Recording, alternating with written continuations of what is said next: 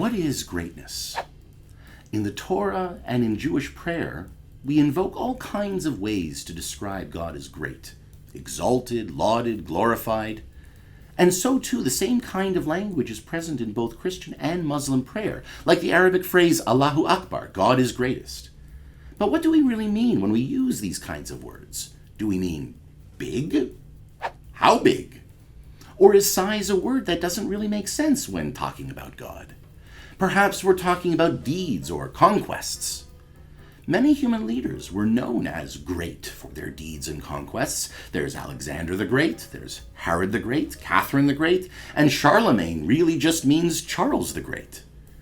These were leaders known not only for their conquests, but their despotism, their ruthlessness, their military cunning, and their great wealth. Is this what greatness means when we use it to describe God?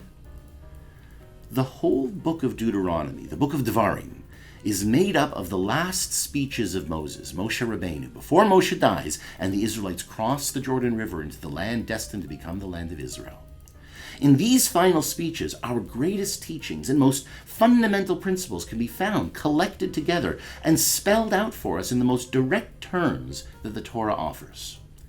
In this week's Parsha, Eikev, we have the second paragraph of the Shema, the part that commands us to love God with all our heart, all our might, and all our soul. We learn the phrase, Ve'achalta ve'savata ve'erachta et Hashem Elokecha, and you shall eat and be sated, and then you shall bless the Lord your God, from which we derive the Birkat HaMazon, the blessing of gratitude that we recite after a meal. But embedded right in the middle of our Parsha is a most profound teaching that doesn't usually get much attention because it really is just a summary of the meaning of Jewish faith. Nothing very new, considering we're pretty close to the end of the Torah by now.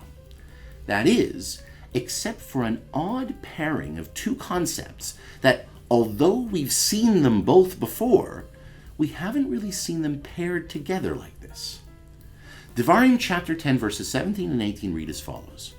Ki Adonai Elohechem hu Elohei ha'Elohim, ve'Adonai ha'Adonim, ha'el ha'gadol ha'gibor ve'hanora, asher lo yisalfanim, ve'lo yikach shochad, oseh mishpat yatom ve'almana, ve'ohev ger latet lo lechem ve'simla.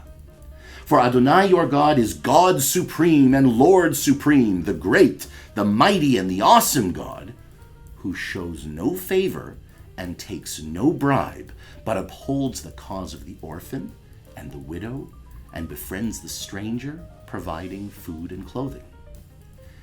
In Judaism, greatness is not defined by size nor conquest.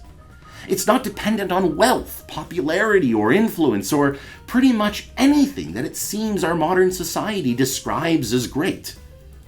So what is Jewish great? Strangely enough, it's not dependent on how much Torah we know, or even how many mitzvot we keep, but simply, greatness is to be fair, just, and incorruptible, and to be compassionate and care for those in need. That's the kind of true greatness that is fit for God, and the kind of greatness we must aspire to embody. Shabbat Shalom.